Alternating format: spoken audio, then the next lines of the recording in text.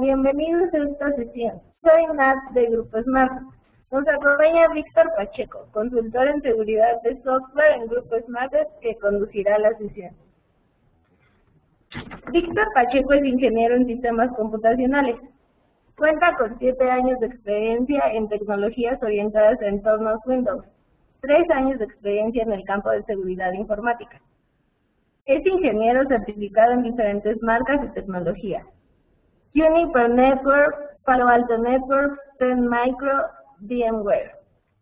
Consultor IT en proyectos de seguridad en software, entornos físicos y virtuales, desarrollando proyectos con centros de datos integrales, impulsando proyectos de virtualización tanto de los centros de datos como de escritorios. Las preguntas pueden enviarlas por el chat y serán contestadas al final de la sesión. Los dejo con Víctor. ¿Qué tal? Muy buenos días a todos. Yo soy Víctor Pacheco. Voy a estar presentando este webinar. Espero que sea de su agrado, de su interés. Cualquier duda o comentario que tengan, no duden en expresárnoslo, ya sea vía este medio o más tarde por correo o inclusive vía telefónica, podemos aclararlos y apoyarlos. Y bueno, ya entrando en materia, ¿cuál es el objetivo de este webinar? Bueno, lo que nos gustaría expresar con ustedes y comentar con ustedes es que conozcan un panorama más general de los aspectos que necesitamos para emprender un proyecto de virtualización.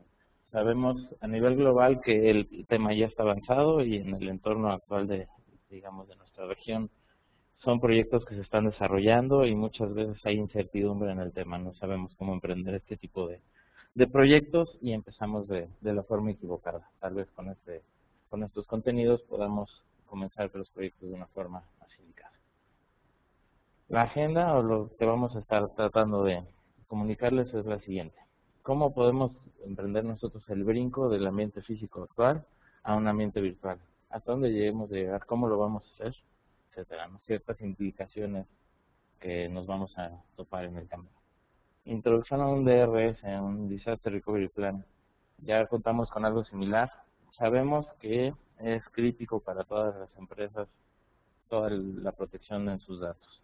Muchas de ellas trabajan inclusive sin algo similar, sin respaldos, sin cosas que les van a permitir mantener esa continuidad de operación, esa continuidad de negocio. Y bueno, es muy peligroso, ¿no? Ya estaremos viendo por qué y por qué es importante tener algo similar. ¿Es posible blindar las vulnerabilidades sin necesidad de dar de baja los servicios?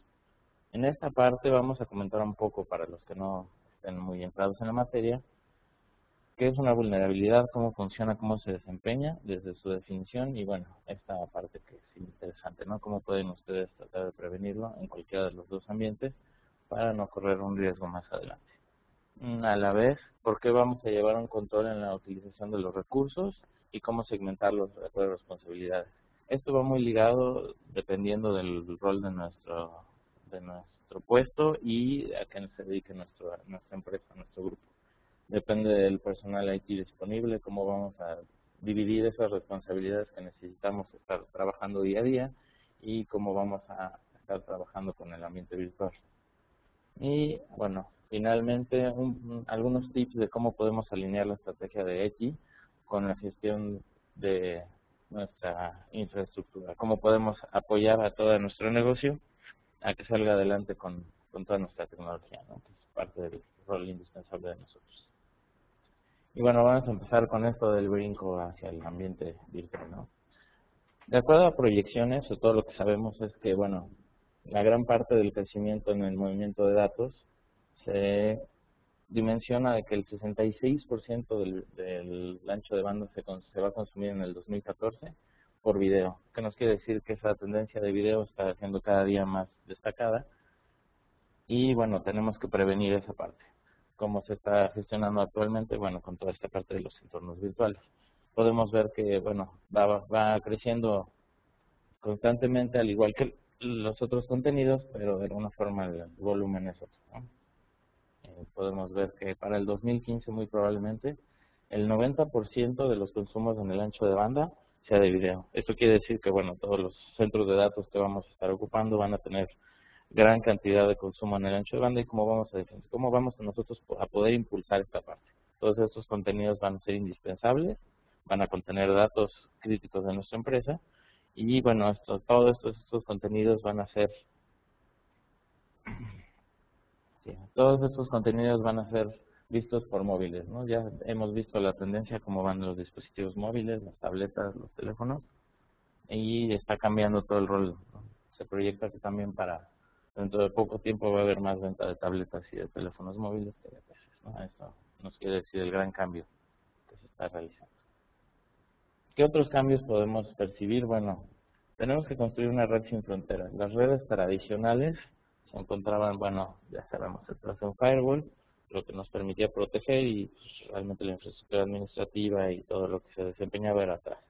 Actualmente, pues como ya todos conocemos, todos estos datos ya se mueven desde cualquier lugar. Es decir, que los usuarios o los administradores, todo el personal que tenga que hacer algo con estos datos, van a acceder a él desde cualquier lugar, desde sus casas, desde dispositivos propios, desde dispositivos de la organización. ¿Cómo vamos a gestionar esta parte? Tenemos esa vieja costumbre de estar conectando redes como tal, pero ya no nos es suficiente, ya no nos va a permitir dar ese acceso a los usuarios a los datos que requieren para desempeñar su trabajo de la mejor manera. Y bueno, también a su vez, los datos pueden ser hospedados, como ya sabemos, en nubes públicas y privadas.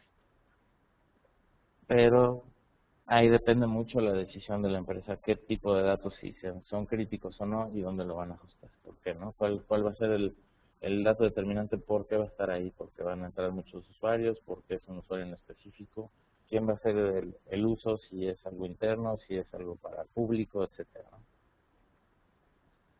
Bueno, entonces, como vamos comentando, ¿qué es dónde van a cambiar en esta forma? Bueno, debemos de, sí, asegurar por todos lados, principalmente desde una forma perimetral, permitir que la infraestructura interna pueda tener acceso a todos esos datos, como brincos que podemos ver en la gráfica, ¿no? Nuestros servidores de bases de datos, a los servidores de aplicación, pero a un nivel de servidores web. Estos deben de estar más públicos y bueno, deben de tener los permisos necesarios para que estos dispositivos móviles puedan acceder a los contenidos. Bueno, la forma en que se comporta el firewall actualmente es distinta. Ya sabemos que hay nuevas tecnologías, seguramente han escuchado algunas de ellas. El comportamiento ya son puertos móviles, cómo nosotros vamos a estar moviendo esos datos, cómo les vamos a dar acceso, qué pueden hacer con esos datos. Mucha de esa información se encontraba de manera local. Esa información actualmente se puede hostear en algún lugar, bueno, se puede hospedar en algún lugar y que pueda ser accedida desde allá, ¿no? Inclusive en nuestra infraestructura local que puedan alcanzar esa parte.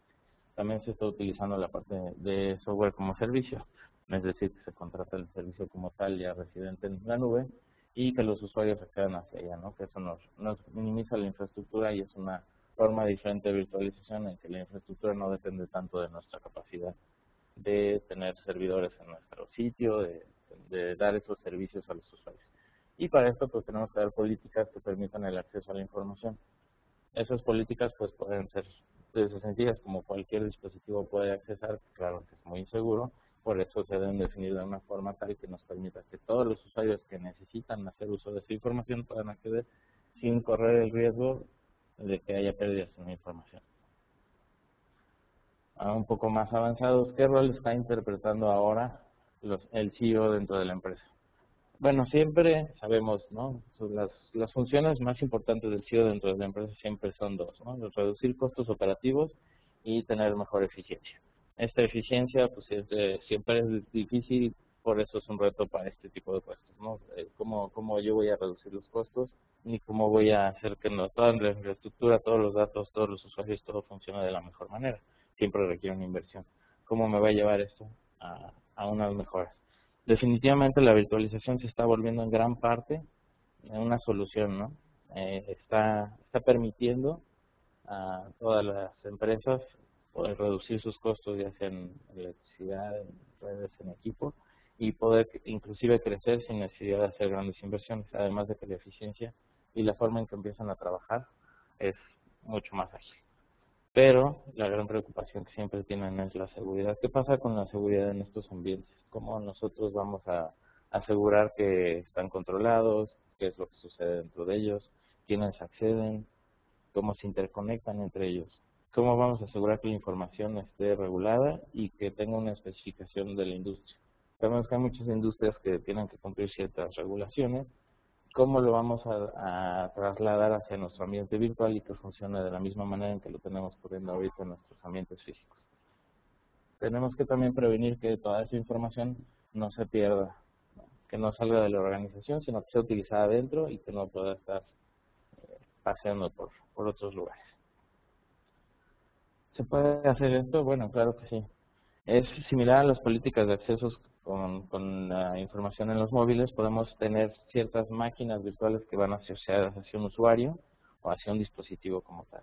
Esto va enfocado un poco más a un servicio o inclusive a un escritorio virtual. De alguna forma podemos ligar a un escritorio dicho usuario a un dicho dispositivo y bueno, cada vez que necesita acceder desde el dispositivo ya va a tener un recurso dentro de nuestra infraestructura que está dedicado a él mismo. Entonces, toda esa información que consulte o que haga uso realmente no está saliendo de la infraestructura, más bien está siendo utilizada desde esa misma infraestructura sin correr mayor peligro.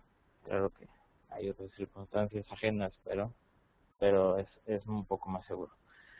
También cuando construimos una arquitectura, algunas aplicaciones se pueden restringir en su movimiento, es decir, no es tan sencillo que podamos nosotros hacer cambios en las máquinas sin pensar cuál sería el impacto al finalizar, qué es lo que va a suceder si nosotros hacemos el cambio en el servidor, ¿no? ¿Qué va a pasar si lo migramos a otro tipo de host, con otro hardware?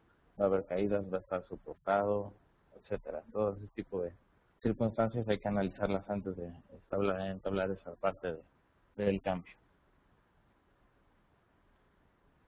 Bueno, ¿cómo empezó? Hay que recordar que todo esto de la virtualización comenzó como una jugada en la eficiencia. El hecho de ver que los mainframes o nuestros servidores actuales estaban muy sobrados y que se encontraban de alguna forma desperdiciados, ¿no? Se habla del porcentaje del 10% de utilización para un servidor de aplicación en específico, cualquier aplicación, pues era invertir dinero en equipos que no se estaban utilizando en la totalidad de su capacidad. Así fue como inició toda esta parte de la virtualización, en que se pensó, ¿no? Bueno, ¿cómo puedo aprovechar yo todo este hardware que tengo desperdiciado? Así empieza. También uno de los cambios fue la carga de trabajo. Yo puedo distribuir esas cargas de trabajo dentro de diferentes hosts o, bueno, dentro de mis diferentes cajas. En sí esto hay que verlo como un pool de recursos en general, ¿no? No tanto así como si cuántos hosts tengo, sino como un pool de recursos global que nos permite desempeñar y crear diferentes entornos para aplicaciones y dar esos servicios a los usuarios.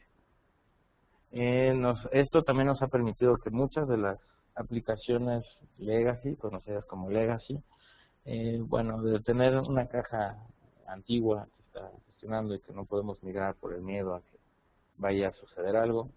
Bueno, la virtualización nos ha permitido primero hacer esa transición, poder migrar la aplicación tal cual como se encuentra en un sistema operativo, o tal vez más nuevo, o inclusive en el mismo en el que se encuentra corriendo, y de alguna forma poder, digamos, deshacernos de eso y gestionarlo, inclusive tener una posibilidad de recuperación mucho más veloz en cualquier cosa que nos presente. Perdón. Todo se está moviendo de recursos de un solo cálculo a centros de datos, ¿no? Ya no solo que tengamos un servidor que hace un cálculo y ya, sino que el centro de datos se está encargando ya de realizar todas estas operaciones.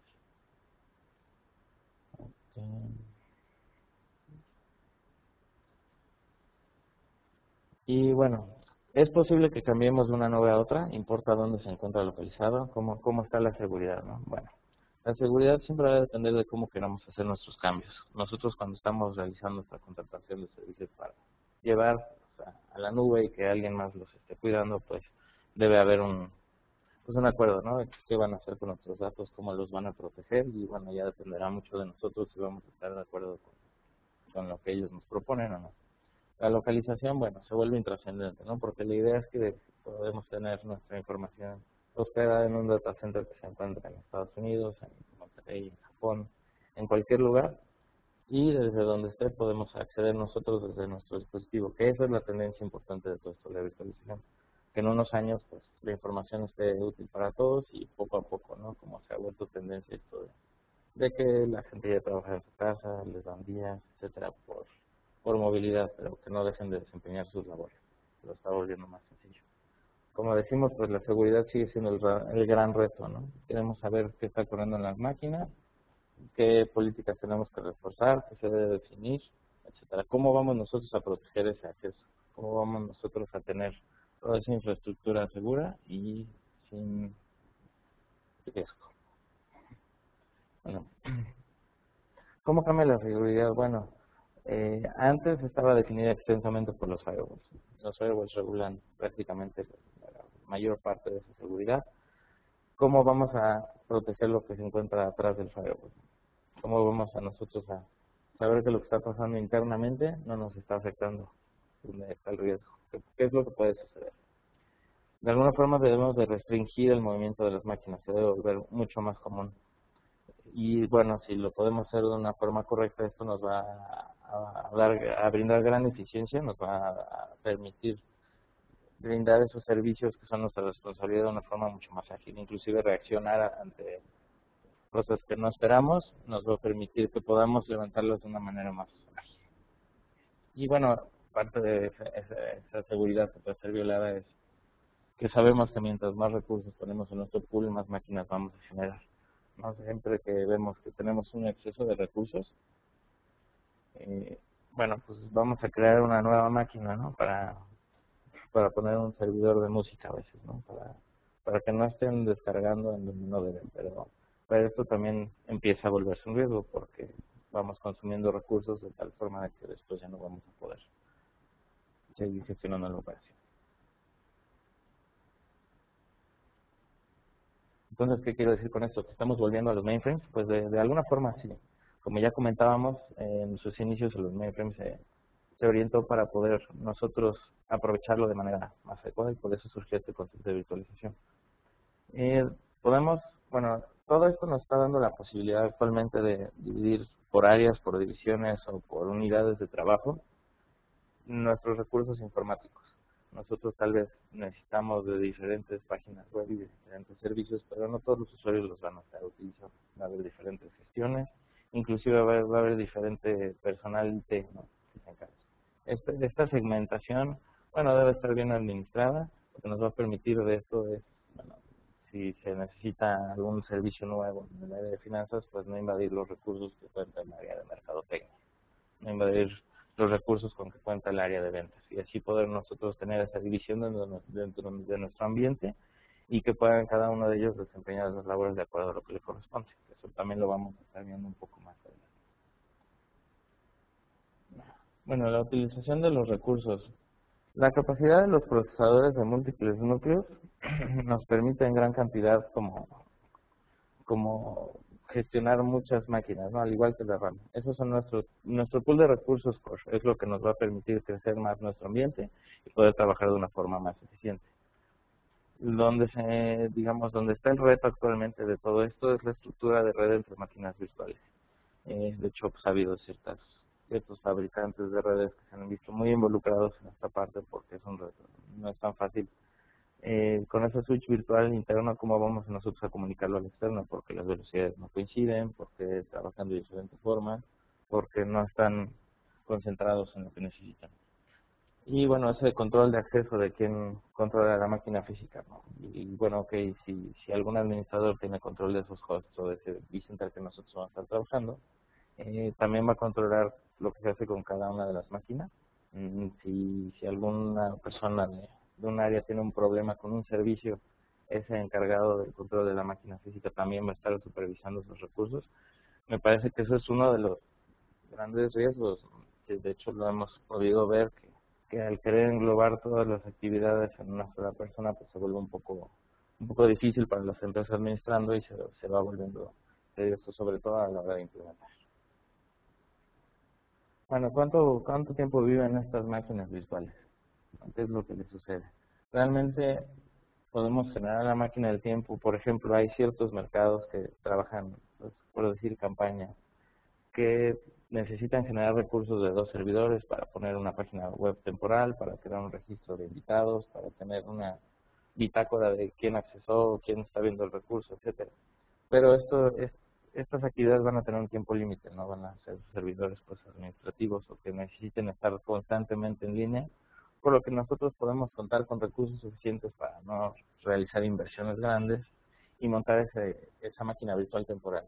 Supongamos que nuestro servidor va a estar vivo, bueno, nuestra campaña va a estar viva durante 2 meses, bueno, pues creamos la máquina, lo aprovisionamos con todo lo que necesita el área, se le hace entrega con todos estos recursos y al finalizar la campaña, bueno, se revisará y ese servidor puede ser reciclado y esos recursos que estaba utilizando pues se pueden asignar a otra campaña diferente, o inclusive si estamos batallando con partes de infraestructura que tengan recursos limitados, no podemos reciclar esos recursos y utilizarlos en algo más. Entonces pues, se vuelve un poco práctico y dinámico la parte de la asignación de recursos, nos va a facilitar mucho el trabajo. ¿Dónde podemos nosotros vislumbrar los cuellos de botellas en el futuro? Esto es muy importante y es parte de lo que está frenando un poco el mercado. Principalmente en la red, como comentábamos al principio de este webinar, en la red es un alto riesgo por la cantidad de video que se va a estar moviendo en unos años. No es tan fácil para las empresas que puedan proveer esa parte de una forma dinámica. La cantidad de video que se va a estar mostrando va a ser demasiada y no estamos aún capaces. Es uno de los cuellos de botellas que vamos a estar encontrando. Ahora depende. Si realmente en esta parte no estamos utilizando video actualmente, podemos irlo migrando a una infraestructura más sólida en este aspecto. También otro de los cuellos de botella que sabemos nos vamos a encontrar son las interconexiones entre centros de datos. Es decir, si nosotros tenemos una nube pública en nuestra infraestructura y la interconexión para un espejo que se encuentra en la nube, ¿cómo se va a realizar? ¿Realmente es dinámica? ¿Sí nos está permitiendo hacer ese respaldo? ¿No nos va a dar más problemas que soluciones? La verdad es que por las infraestructuras que hemos estado manejando todavía no se maneja tanto, a tan gran escala todo esto, pero es el futuro. Entonces, de alguna forma, nosotros tenemos que comenzar a ver hacia allá y voltear a cómo lo vamos a ir gestionando, cómo vamos a nosotros optimizar eso. De alguna forma, esta parte de la virtualización nos va a permitir, de acuerdo a otros contenidos, pues tener un plan de desastres, prevenir, eficientar nuestra operación, crear más servidores, crecer. Todo eso es al crecimiento y de una forma en que, bueno, para el CEO sea menos complicado. Y bueno, esta es la parte de, bueno, terminamos con la parte de cosas básicas, ¿no? Cosas básicas que debemos de saber para dar ese brinco del ambiente físico al ambiente virtual. Ahora vamos a platicar un poco de un Disaster Recovery Plan. No sé, digamos, si cuentan con algunos, si lo están pensando, pero bueno, van a ser conceptos generales de cómo irlo orientando, ¿no? Primeramente, ¿qué es un Disaster Recovery Plan? Bueno, es un proceso de recuperación que cubre los datos, el hardware y el software crítico. Es decir, todo este proceso nos va a permitir que ante un desastre podamos nosotros recuperar la operación y seguir trabajando de manera constante. Que no haya un desastre y que con ese desastre también sea desastroso nuestro futuro en cuanto a nuestra empresa. También puede deberse a, pues bueno, pérdida inesperada o repentina de personal que administra este tipo de infraestructuras y que de alguna forma pueden afectarlo, ¿vale?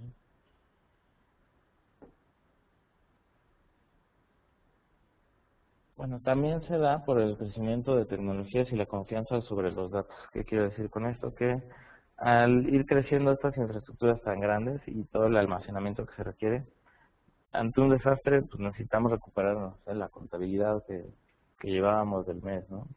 La cantidad de ventas, los números, los proyectos, de alguna forma, no sé, planos, en el caso de despacho de arquitectos. O sea, todo el trabajo se está almacenando en estos servidores. Al igual que, no sé, si nosotros perdemos nuestros equipos personales, perdemos, tal vez no sea información tan crítica como fotografías, música, no sé, diferentes cosas. Pero, ¿qué pasa si un servidor que estaba almacenando toda la contabilidad del año pasado, pues, se pierde? ¿Cómo vamos nosotros a salir de ese problema, no? Sabemos que se gasta hasta un 25% del presupuesto en proyectos de recuperación de información. Bueno, esto es una estadística, se dice, bueno, para los los quienes los aportan, que sí están preocupados por esa parte, y bueno, depende de los detonantes, ¿no? Pero sí se invierte en esta parte del Disaster Recovery Plan y debe tener una cierta prevención. Bueno, de las empresas con pérdidas, sabemos también que el 43% que tienen pérdida crítica de estos datos de información no vuelven a abrir. El 51% de todas estas empresas que sufren pérdida de datos, o sea, no pasan de los 2 años. Y bueno, solo el 6%, que es alarmante, solo el 6% que sufren de algo como esto, logran salir avante después de 2 años, pero pues, es algo peligroso. Bueno, como les comentaba, ¿por qué se caracteriza? Es el crecimiento de los datos, es el volumen que estamos manejando ya actual de datos, regulaciones que dependen ya de la industria a la que nos dediquemos, a ver ciertas regulaciones como protección de datos, cómo lo vamos a manejar, a quién se lo vamos a usar, cómo lo van a utilizar. Pero en sí ese es el crecimiento y bueno, también es el rápido acceso, ¿no? Siempre necesitamos que la información esté disponible, ágil, útil y que pueda ser utilizada por cualquiera de nuestros usuarios. Se debe respaldar también los datos en diferentes sistemas, que como empezamos un poco a platicar de cómo se va formando esta parte del Disaster Recovery Plan. ¿En qué razones se debe recurrir? Bueno, debemos estar pensando constantemente si vamos a realizar este Disaster Recovery Plan, qué es lo que nos puede pasar. Aquí vamos a ver algunos ejemplos, ¿no? Alguna catástrofe, por ejemplo, que exista, que pues no sea un temblor o cosas así. Como después del temblor nuestra información ya la perdimos y la empresa pues ya no continúa. El fuego, hay fallas en el suministro eléctrico que pues, causan esa pérdida de los datos que se estaban utilizando, no pudieron ser modificados y bueno, pueden llegar a destruir los equipos donde se estaba trabajando. Está un poquito exagerado, pero también puede ser un ataque terrorista, puede haber interrupciones organizadas, o ya sea por personal de la competencia, interno, etcétera. Esto también se han suscitado algunos casos. Fallas, simplemente fallas en los equipos, que ya estén viejos, que vengan defectuosos. Bueno, pues, tal vez no sea tanto culpa de esa infraestructura, pero nosotros cómo estábamos prevenidos para que no pasara esto. Y bueno, nos vamos a cosas más básicas, ¿no? Puede ser un error humano, ¿no? Alguien apretó el botón de borrar y bueno, ¿para cómo lo vamos a recuperar? Hay algunos virus informáticos que nos pueden llevar a un desastre y brindar esta pérdida de información por cuestiones legales y por huelgas de empleo. Digamos que son algunas razones por las cuales deberíamos estar considerando generar un plan de recuperación de desastres. ¿Cuáles son algunos mecanismos de prevención? Bueno, el más conocido, el que más se utiliza es el de estar enviando respaldos fuera de sitio, frecuentemente. Hay muchas empresas que, dependiendo del tamaño, lo que hacen es sacar un respaldo de esa información y enviarla a un banco, ¿no? O a un data warehouse. ¿Esto qué pasaría? Bueno, en caso de pérdida o que hubiera una catástrofe, bueno, tendrían que recuperar tal vez la última semana de trabajo, pero no pierden todos los datos con los que ya contaban y que estaban trabajando de forma útil y día a día. Debemos también considerar incluir ciertos software para facilitar su recuperación, no tampoco es tan sencillo y bueno, debemos de tener las herramientas necesarias para, en caso de uno de estos desastres, poder recuperarlo de la forma más ágil y práctica posible. Podemos utilizar también una instalación remota, como comentábamos, ¿no? Esta parte de la virtualización también nos permite de alguna forma tener un sitio remoto donde se encuentre nuestra información en paralelo. Y si perdemos la información aquí, bueno, tener la certeza y la seguridad de que se encuentra en otro lado y podemos seguirlo utilizando de manera segura. También las redes de almacenamiento en múltiples sitios, ¿no? Que se estén copiando no solo a uno, sino a varios, y de alguna forma si hay esas caídas, que nos permita recurrir a varios sitios y que los usuarios puedan seguir utilizando esta infraestructura sin problemas. En fin, podemos ver el suministro de energía sí es ininterrumpido, ¿no?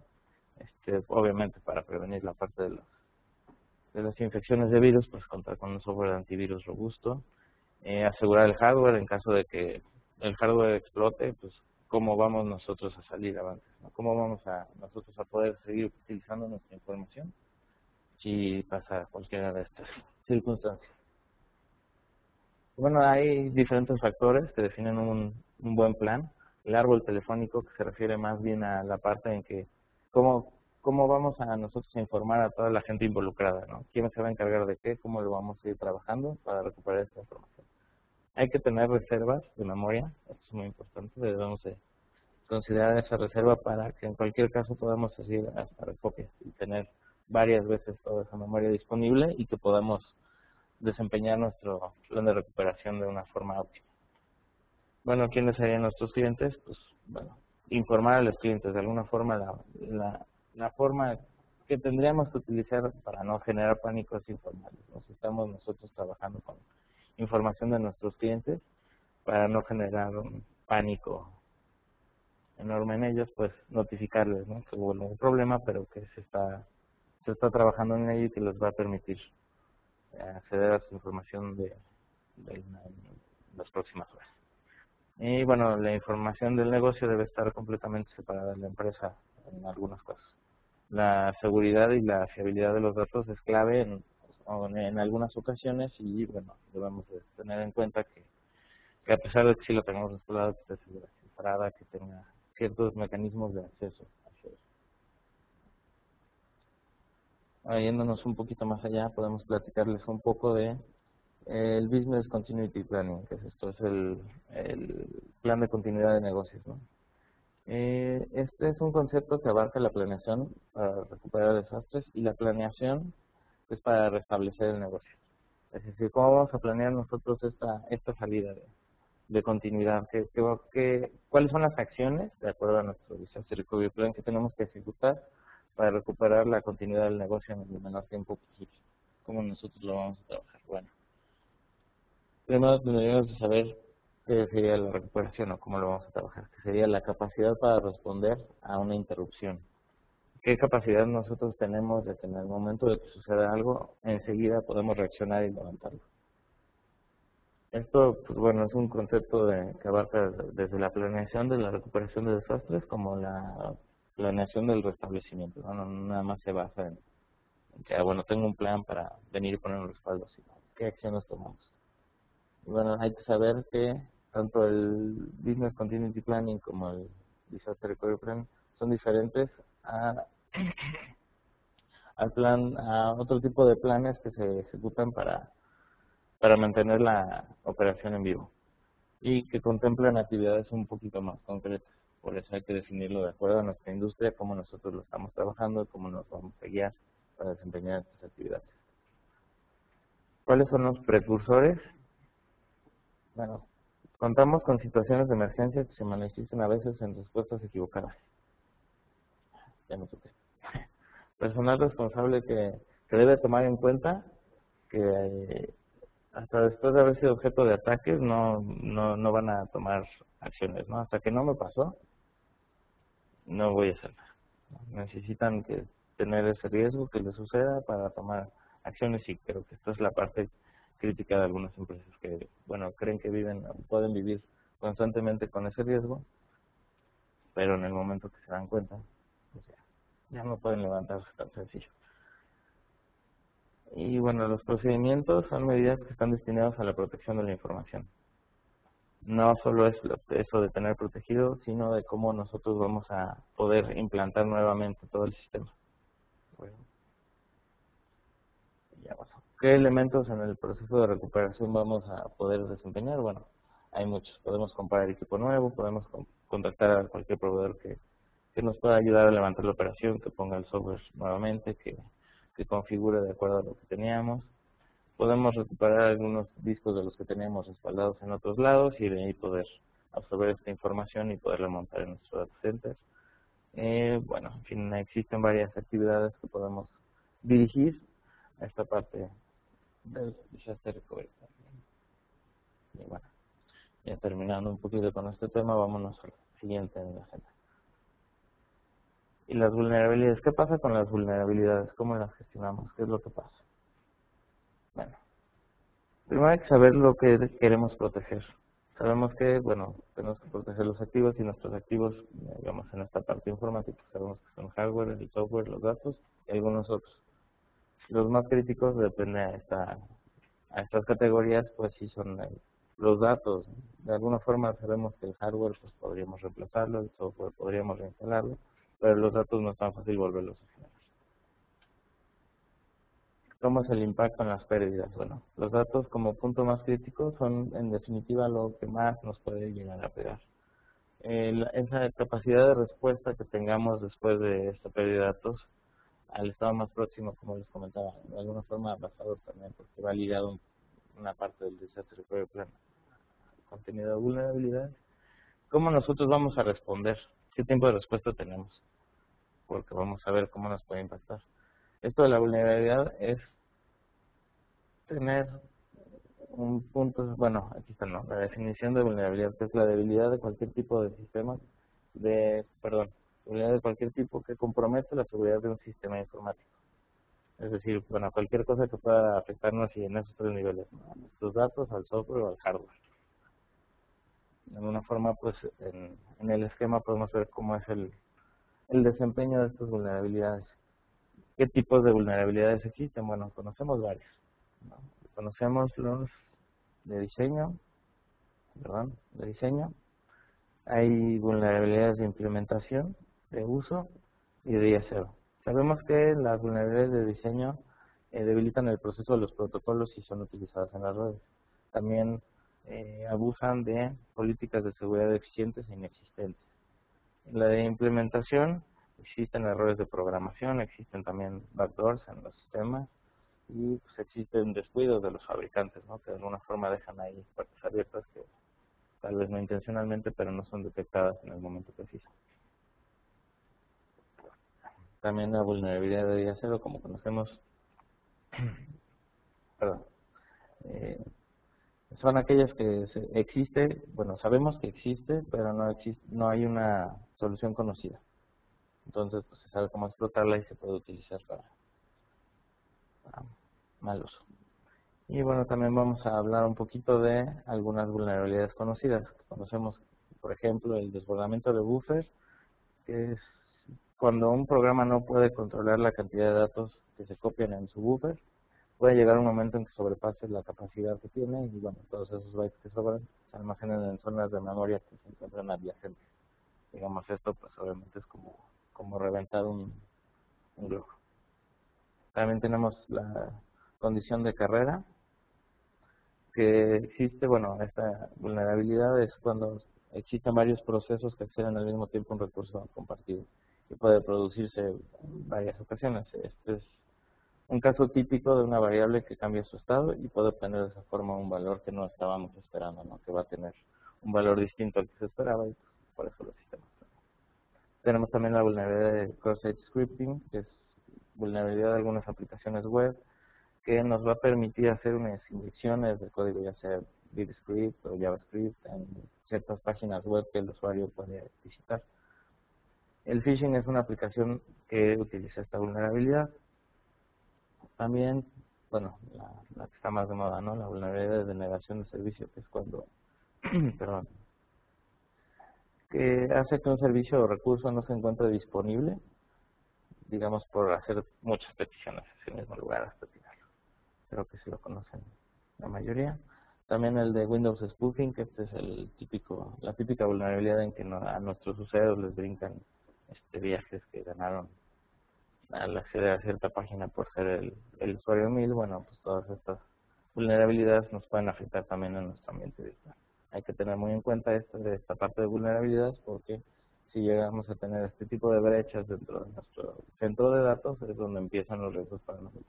Y bueno, el código de SQL injection, ¿no? Que de alguna forma hace cierta inyección de código, pero ya más bien a nivel de la base de datos y puede llegar a adquirir usuarios o, bueno, crearlos y darle acceso a esos datos que nosotros estamos tratando de proteger. Bueno, ya conocemos de las vulnerabilidades, pero ¿a qué nos lleva todo esto? Bueno, a las amenazas. ¿Qué es una amenaza? La amenaza es conocida como un escenario o acción que, bueno, puede ser a propósito, ¿no? Que compromete la seguridad de nuestros sistemas, que no nos va a permitir seguir trabajando o que va a ponerla en riesgo.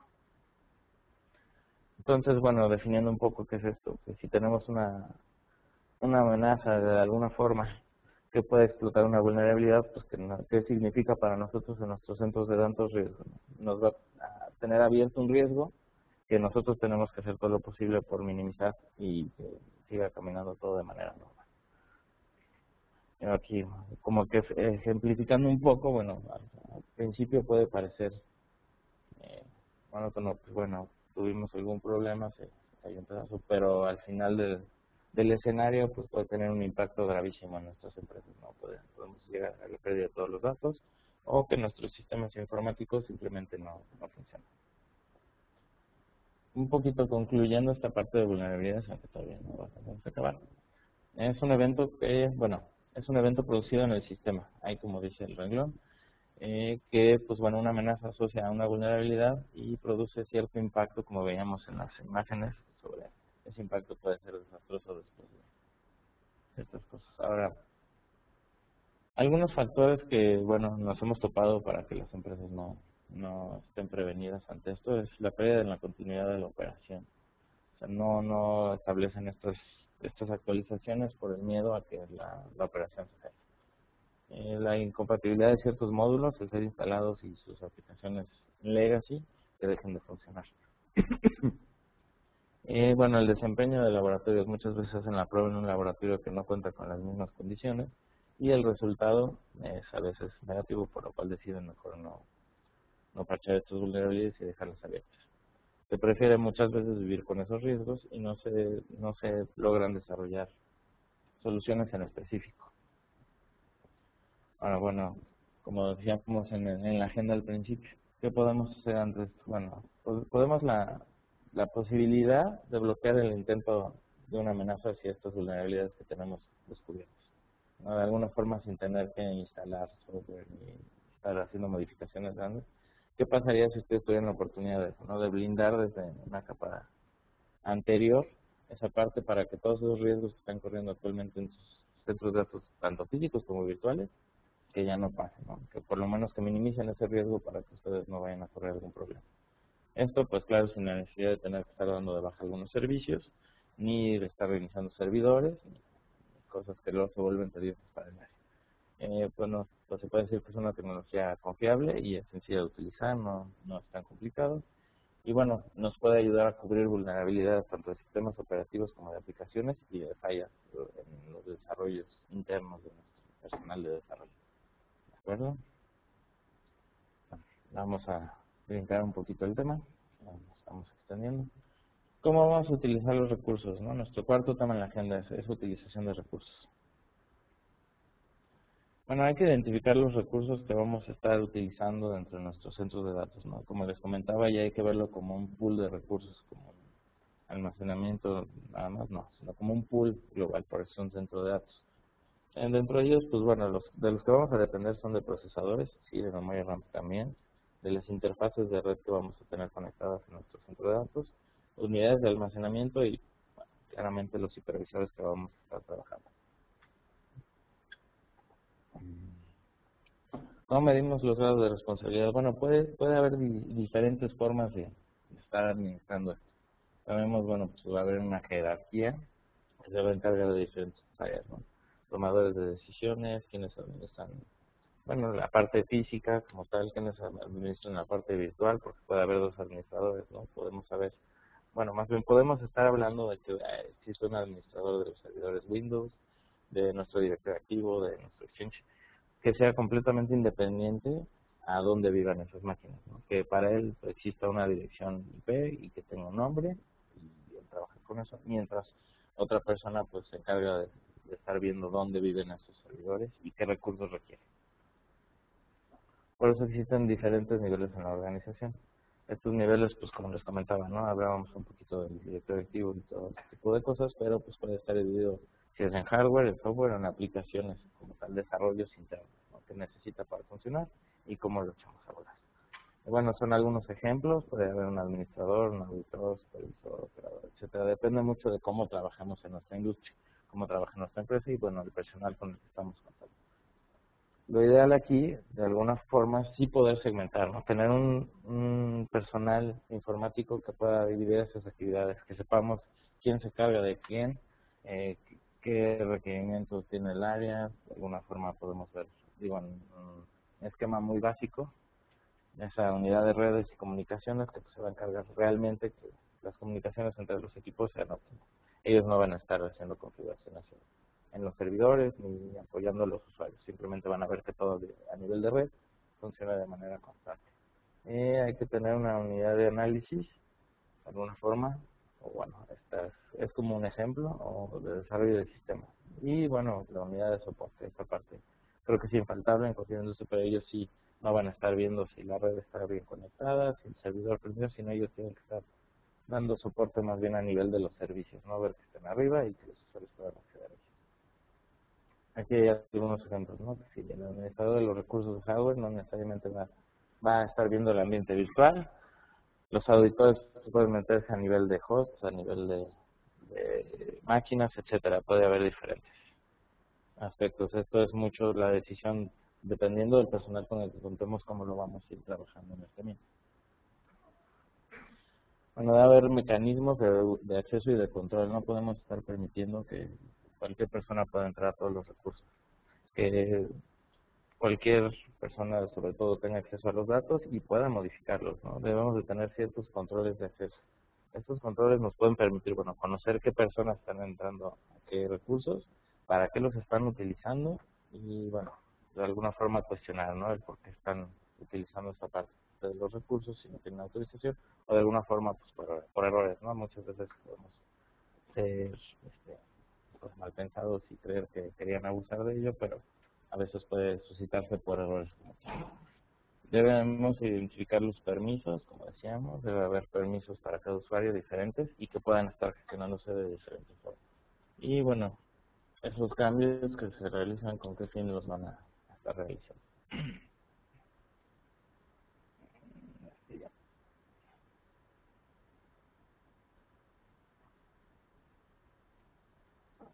Bueno, sí, ya. Perdón un segundo.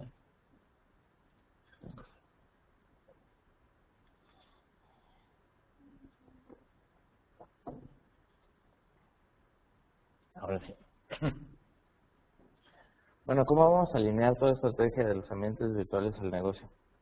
Bueno, sabemos ya que TI se ha convertido en un departamento indispensable en toda compañía. Todos los recursos, su información, la forma en que trabajan, pues, se rige en gran medida de los recursos que, bueno, personal como nosotros brindamos. Ya no solamente son herramientas, sino que creamos, diseñamos, implementamos y soportamos esa operación que le estamos brindando a los usuarios. Bueno, el área de servicios como tal, y como decíamos al principio del webinar, en gran parte pues sí va a haber un responsable de estar viendo que se disminuyan los costos y se optimizan los recursos. ¿Cómo lo vamos a lograr? Bueno, sabemos que la virtualización se puede alinear mucho dependiendo de nuestro grado bueno, nuestra industria.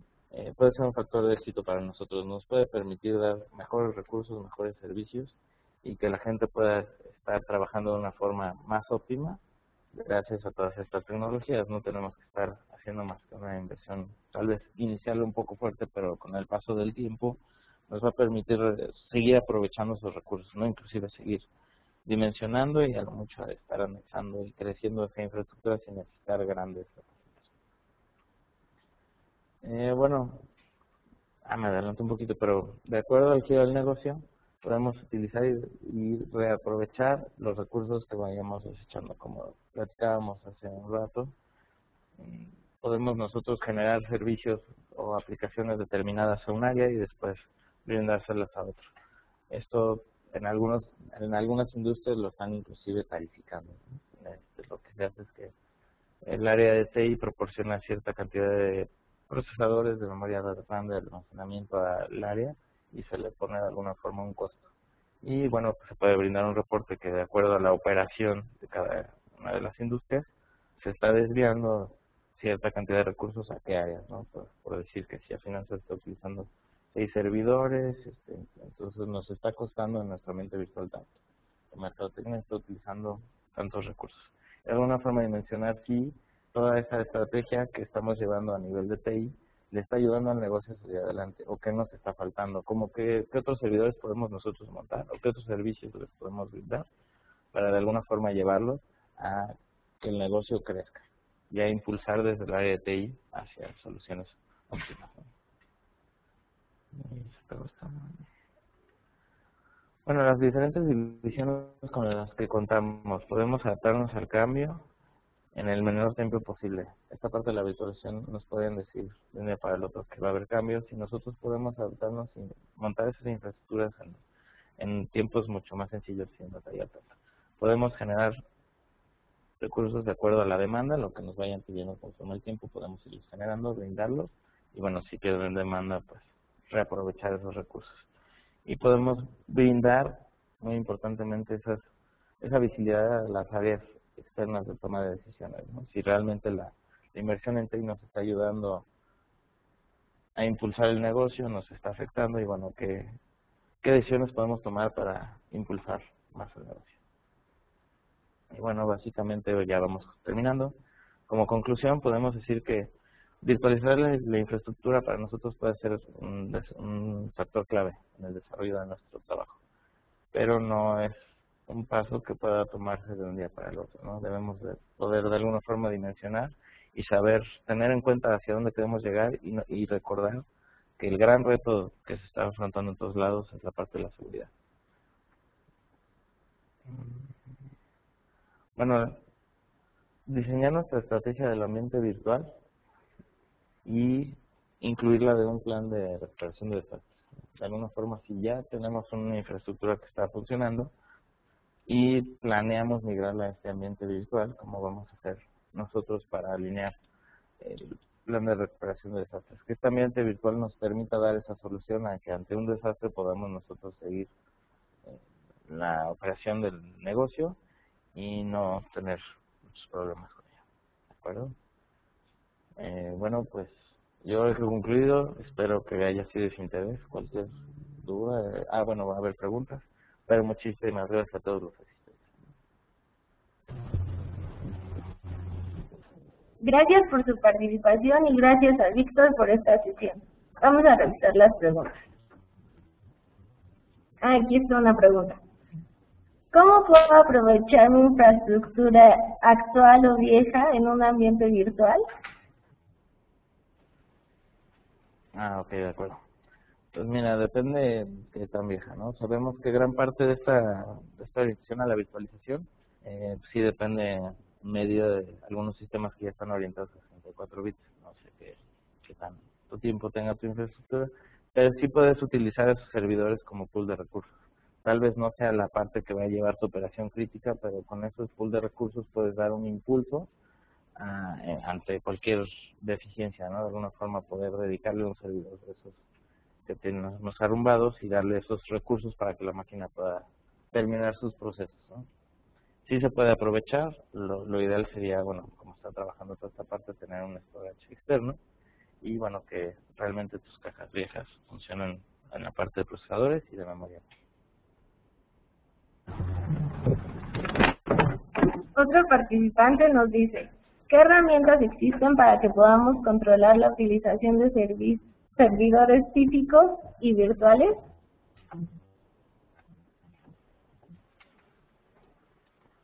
Ok, bueno, de herramientas puede haber varias, ¿no? Realmente nosotros estamos trabajando con una en particular, cuyo nombre no quiero decirles, se llama Deep Security, ¿no? Que nos permite de alguna forma poder tener esa visibilidad de los usuarios que están accediendo a los servidores y qué cambios están haciendo, ¿no? Esto es a nivel, como dice, ¿no? Físicos y virtuales podemos ver qué usuarios están accediendo, qué cambios están realizando y bueno, de acuerdo a esos cambios que veamos, pues tomar decisiones, ¿no? Y de alguna forma también nos liga un poco a esta parte del disaster recovery plan. Nos puede ayudar un poco con esos accesos y ligado a la tecnología, no sé, por ejemplo, de VMware, podemos regresar a estados anteriores sin que haya una catástrofe. ¿Sí?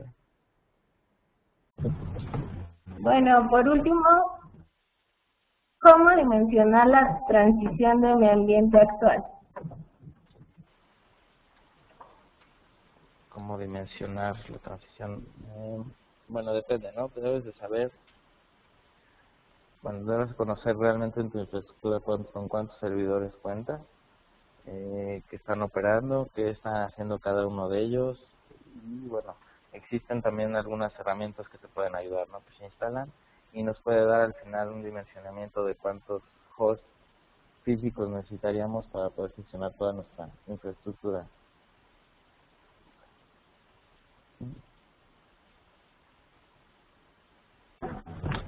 ¿Qué criterio es más importante considerar para la virtualización? ¿Infraestructura actual o la tecnología de virtualización que deseo utilizar?